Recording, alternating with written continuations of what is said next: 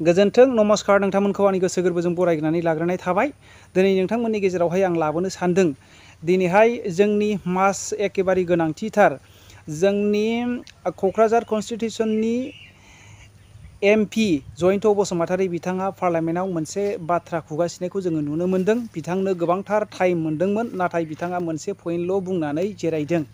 बे मोनसे गावनि उइकनि थाखाय बुंदों ना बिथाङा फटमखाय मोनसे मोदोम मावनायनि गेजेरजों गासै पइन्टफोरखौ बुंनो हायाखै। बे मोनसे दुखुनांथाव बाथ्रा जादों। आंनि नोजोराव बिथांखौहाय मोदोम थोर मावनानै माखासे बाथ्राफोरखौ ओंखारै आरो माखासे पइन्टफोरखौ ओंखारै बायदि बुंनो हायै बायदि सेहेरा बा बेबायदि मोन्दांथिनाय बिथांनि आवाजनिफ्राय आङो फिल खालामदों। रायजो राजाफोर नोंथांमोनहा माबायदि मोन्दांथि मोनदों नोंथांमोनहा कमेन्ट खालामहरनायनि गेजेरजों बिथांनि गासै भाषणफोरखौ खोनासंनायनि गेजेरजों नोंथांमोनहा कमेन्ट खालामहर। बिथाङा दिनै मोनसे मोजां पइन्ट बाथ्रा बिथाङा बुंदों लिरनानै लाखानानै।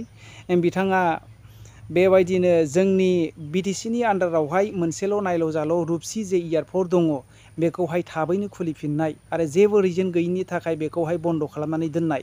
अब्ला नायदो बे मोनसे पइन्टआनो जाहैबाय जोंनि बेबायदि एयारपर्ट थायोब्ला गुबुन कान्ट्रिनिफ्राय आरो गुबुन जायगानिफ्राय फैयोब्ला बे बबे जायगा बेफोर गासै सिनायथि परिचय जागोन बेखौ गिनायनि गेजेरजों आसाम सरकारा बेखौ बन्द' खालामदों जानो हागौ।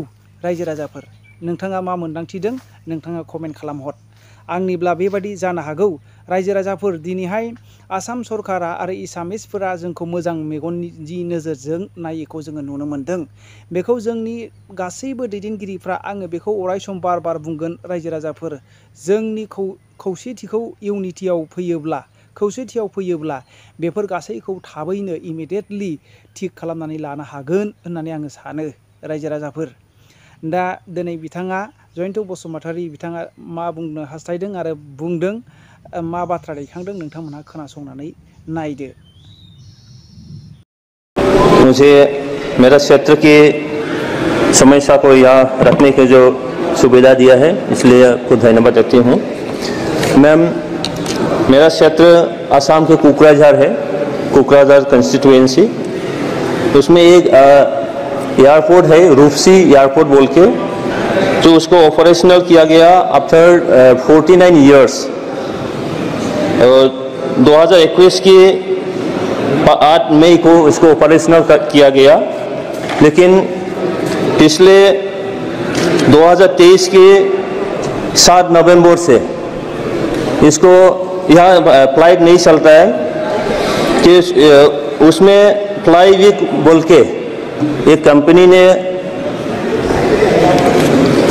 उसमें ऑपरेशन किया था, लेकिन पिछले 2023 से ये बंद पड़ी है। क्यों बंद पड़ी है इसको पर्सिवेबल रीजन नहीं दिया गया, तो इसको फिर से चालू करना है।